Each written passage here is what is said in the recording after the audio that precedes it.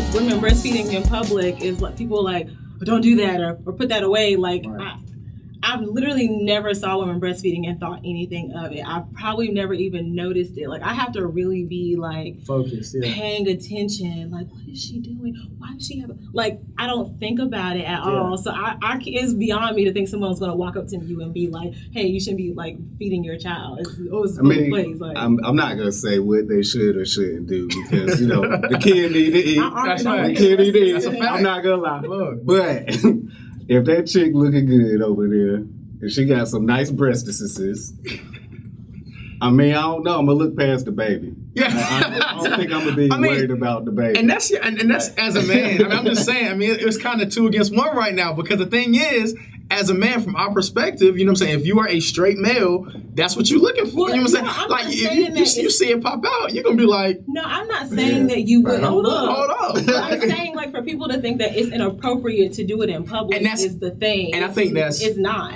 Okay. So no matter where they're at, for you, it doesn't matter if it's church, on the airplane, at the club. And I think church they need to go out. Church they need to leave. I've seen breastfeeding probably thousands of times. Like literally, it's not a thing. I remember having aunts that used to just pop the titty out, feed their daughter or something. But like, either I'm just saying, I'm crying, or you can watch somebody get breastfed. Those are your options. But if I'm at Starbucks, I'm enjoying my coffee, and this is bad chick over there. She just pulled her breast out. Yeah. That's gonna take a double take. That's gonna hit you with a double take. And that's the thing. And a lot of girls who do it, I think, are respectful about it. They do, like you said, have the sheet or whatever. Like they might have the cover over the baby or whatever. Like, so I think a lot of people. That's usually old people who have a problem with that. Yeah. I think, you know what I'm saying. I've never even seen anybody address like I said, I've been waitressing for years, and no one's coming to me and say, hey, can you tell your table, we can see her titty? No one really seems to pay attention. So I always question these stories that I hear about people having the validity of them because I'm like, I promise you, I've never known it to be an issue. Yeah. So to me, it's kind of like, is it fake outrage? Are these women just feeling like some type of way because somebody stared at them, or is someone really like coming at you about it? Yeah, for sure. So that's crazy. I don't know. I don't believe everybody's claims of like, oh, they made me feel bad because I was breastfeeding. Maybe you were being mad extra. Maybe you squirted out a little bit. Wait a minute. Hey. It could be. And that's the thing about like this day and age too is like everything is so PC. You know what I'm saying? You have to everything is so like, I don't want to step on anybody's toes. I don't want to hurt anybody's feelings. Whatever. So it's like I'm sure like even though that may not have happened to you, somebody somewhere was like, hey, this person over here is making me uncomfortable. That's why it surfaced. You know what I'm saying? Because it was enough people that felt uncomfortable, which in my opinion, a stupid reason. But it's silly. It's as regular as blowing your nose or feeding yourself. This is as regular as blowing your nose. Hey, Surreal, I don't know if we're going that far. Okay, I guess at the same time. It's as natural as blowing your nose. Not as regular though. I say. Well, it's regular. The baby has to eat. I would rather be around somebody breastfeeding than somebody blowing their nasty nose, germs in the air. I'm just saying, going to the bathroom is natural, but I'm not about to do it right here. Like, you know what I'm saying? It's time and place. Okay, right, time and place. So my baby is hungry right now. It is time for him to eat. Surreal asked you earlier. Surreal said, "What about church?" So what about how you feel about that? If you're in church, you know what I'm saying. So you're able over here trying to praise the Lord. Right, you over here just into it. You focus. Okay, I'm gonna praise the Lord for them titties. Right, exactly. And you know, and you in church, you don't know what kind of addiction. Look, this man just got over his porn addiction, right? He just got over his porn addiction. He clean for a week and a half. He feeling good about himself, and then he going to church to see a titty. The one place where you do not think you're gonna see a titty, you go and see a titty. And now he backslid across Baptist church. I'm serious right now. This is not a real conversation. Are titties even a private part? Is it even a sexual organ? That's a good question. And that's the thing. We've made it. See, everybody makes it so sexualized. They're functional. They have a purpose they're to feed babies. They produce milk. Like, it's not like they're meant for anything other than that. We use them for sexual purposes, but they are not intended for that. Right. So you can't, like, if you see a woman, just like you said, if she's attractive, you're sexualizing her breast. She's not sexualizing her breast. So women do sexualize their breast. Not when they're breastfeeding. So okay, all right. So why cover them up then? Why? No, I'm saying you're breastfeeding. You were not sexualizing them, not in general. Okay. Just saying as far as breastfeeding. Okay, all right. I got you. I see. No, I ain't stupid now. If I want to show them, I'll wear certain things that will show them. But we're saying as far as breastfeeding, that's the child goes. It's nothing. There's nothing sexual about that. If you see it and you feel a sexual way towards them, that is between you and the Lord. And I hope that you Surreal. pray about that. I'm gonna be Surreal. Get it together. I'm gonna definitely be praying. Hey. All right, we'll move on to our next topic real quick. Something on a little bit.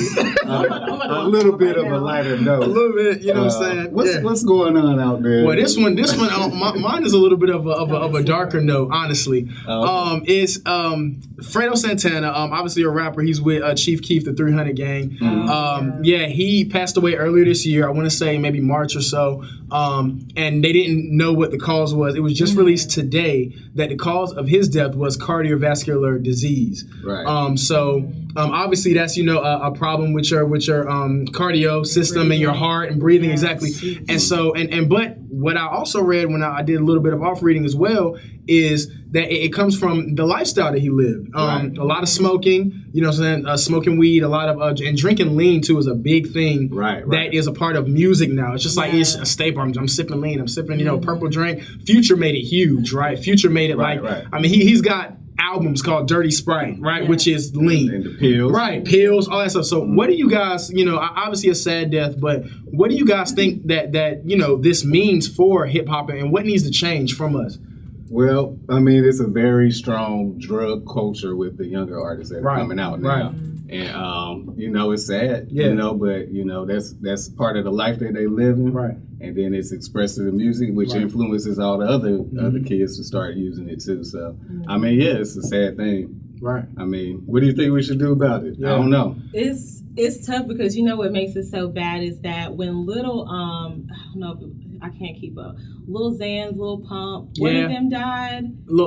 Pete. Lil Peep. Okay, so you got Lil Peep. Okay, so then you think about Lil Peep, this gentleman. You think about Triple X, Temptation. Yeah, he died by getting shot, but still, he was still one of the same ones talking about lean. Well, this is the thing. I think that this generation sees those things as just casualties. They think that they're so separate from what could really happen. So it's like when you see a person get shot, a rapper, it's like that's really sad, but like you think that's not going to happen to me. Right. Yeah. What about the I'm sorry, but the Boom Gang dude, y'all see that interview? He's known about to fall He's been going through it. He's really been tripping. That really, I saw it and I was just low key made me upset. I'm sad for him. I'm sad for him. I really he's so young. I mean, and seriously. He's like what, 21, 22, and he was literally he was in the interview slobbering on himself, like about to tip over, eyes were closed. Like when he got up, they had to hold him up, and he almost threw up in the interview. Thing. It's like too many of these young people would do almost anything for attention. Like nothing is off. Right. Well, they're numbing. They don't have any coping skills whatsoever to deal with life. A lot of them are going through the same things that we went through, but they just don't have. And they don't have the skills, they don't have the resources, and they're not dealing with it. Right, and they're not trying to. And with the separation with technology, the way it's really separated, it's basically made the gap between kids and their parents bigger.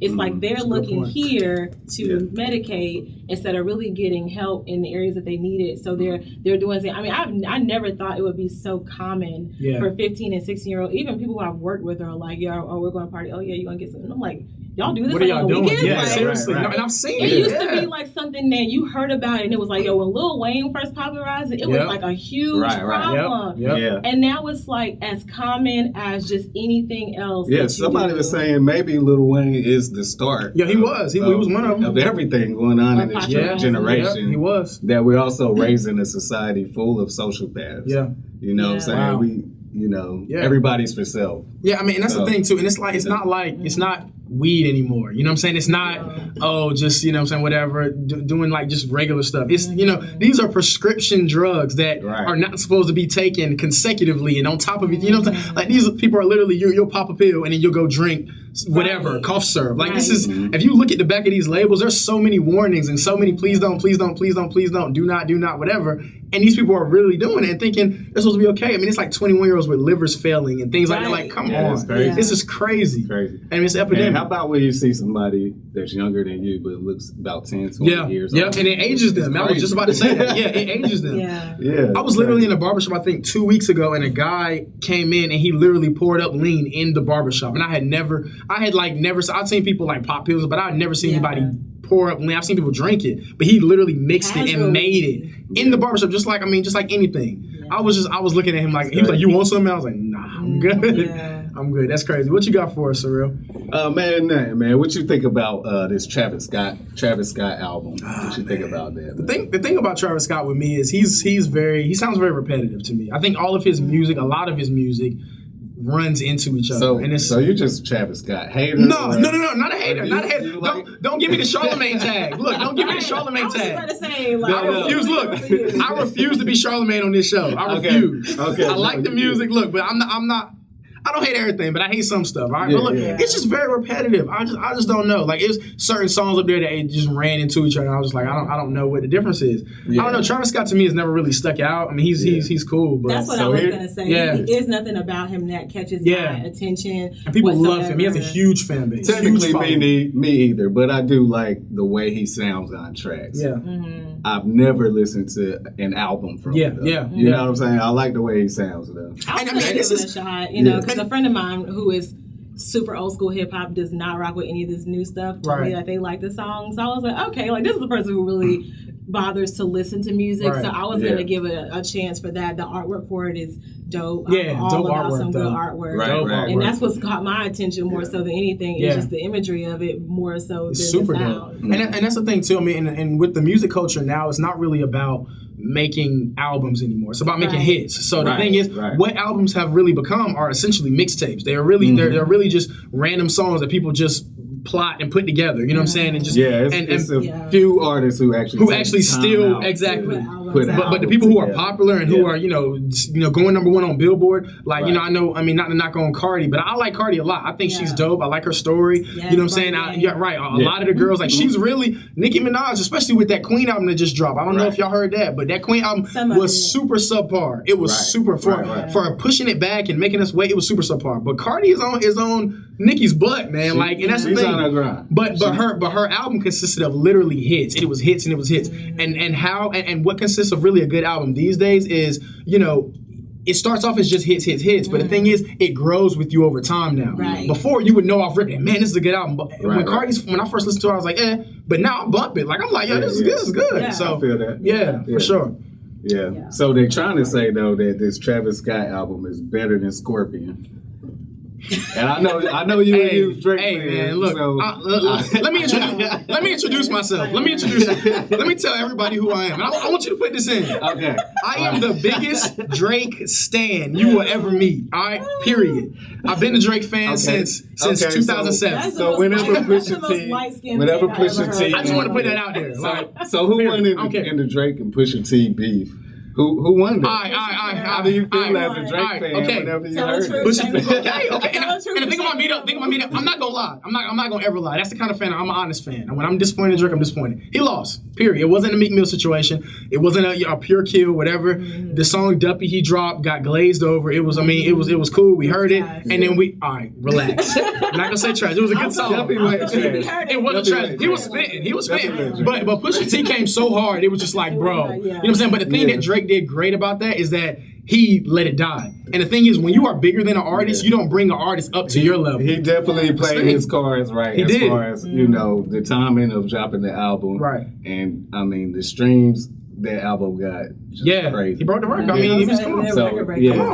So, 7 on Billboard, top 10 at the same time. The last people to do that was the Beatles in the 50s, if I'm not mistaken. So I mean, come on. Like, what did you think about Scorpion? Scorpion is a dope album. Yeah. I pretty much only like the rap side because that's just the type of dude I am. Okay. But I mean, like, for me, sometimes his singing is so Drakey. It's like, man, you gotta explain that. Come on, what do you mean by Drakey? Talk to me. What does that mean? I get what you're saying. You know what I'm saying? I don't want to hear that, man. Kind of dragging along with it, yeah. Like me, I'm so used to. I'm also a musician. I love like real music. Yeah. Like, to me, singing is like Al Green. Yeah, okay. Singing ain't Drake. I wish I was back in the '70s so I could go to all of that. Yeah, I love soul music. I love soul. You know what I'm saying? I mean, I agree. It gets like I used to say that I hated Drake. I always used to say that I hated Drake. And then I did like when I first saw the video for God's Plan, I was like, okay, I kind of rock with this a little bit. But he's grown on me for what he is. I think I didn't like him when I felt like he was trying to be something that he's not. Yeah. And so now it's kind of like, to me, like you said, this was a very Drakey album. Like I feel like this was very much. And don't get me wrong, I love Drake. I love his music. I was following him in the beginning and watch them grow and everything. Man. That's but I mean, you know, just because you like somebody don't mean you like all of their work. You know what I'm saying? But he's a dope artist. Yeah. I mean, and that's the thing too. You said that he is trying to be. He was trying to be someone he was not. That was how I perceived it. Yeah. I don't know if that's true, but when I perceived it as him really trying, it was because to me it didn't like it fit him. Like that was not how I saw Drake, and so it was like, you know, he was all hard and all this stuff, and I was just kind of like, is that really you? That's another thing that's tough for an artist, especially as you grind and you're trying to come up, you're trying to create and everything. Is that so many people have so many expectations of you in general as an artist, especially your fans. And sometimes your fans see you in a light that you might not necessarily be in. Right. Yeah. And then sometimes you grow in and everything, you change. And that's what I was going to say, So that was a tough thing also with artists like Jay-Z, you know, with Nas and all these other different artists from even back in our era. You know what I'm saying? Is that, you know, sometimes they grow out of that, you know, the hustle and everything. You know what I'm saying? They have to get on to something else. So he bossed up. Got cocky, probably. Not probably. What album was that when he got cocky? I'll probably say when he really started talking, because it was Take Care, Nothing Was the Same. I really say if you're reading this is when he really started talking that shit. That's when he really like. That's the one. Yeah, and I ain't gonna lie, that's my favorite. If you're reading this, it's tough. That is my favorite. If you're reading this, it's tough. But the thing too, a lot of people didn't know too, is that one reason why I think this album is kind of a little more shallow than the rest of his albums is because he was trying to get out of his deal, and he did. The thing is, y'all know about that whole sweatshop situation that's going on with Young Money. Young Money, Cash Money, I mean, it's slavery. You don't want anything to do with Birdman Williams. You don't want nothing to do with him. So the thing is, Drake, this counted in his contract as 2 albums. Even though it was 1 album, he had 1 more album to do that it was going to be due next year, but he didn't do. He said, you know what, count this as 2 so I can leave. So he's done. So he's a free agent now. That's why he was just probably trying to run through it. I'm ready to get through. I think his next album is going to be back to the same Drake. So with that being said, him being out of the deal and everything, what are his plans? You heard I haven't heard anything yet. He's been real tight-lipped about it, but I think he could do solo. I think going on with the OVO label. Just do OVO. Yeah. Got to at this point. That'll be dope. For sure. Because OVO has definitely changed the sound of rap. It is a sound. OVO is a sound. Right. Like, I mean, when they say OVO sound, they mean that. Like Drake, that's the thing. And that's why we don't give him enough credit. I mean, not even being a stand, but really, he created a sound. He created what was Party Next Door when The Weeknd came out behind him. All of those guys kind of that singing, and rapping type. You know, The Weeknd is awesome. I love The Weeknd. But he created that.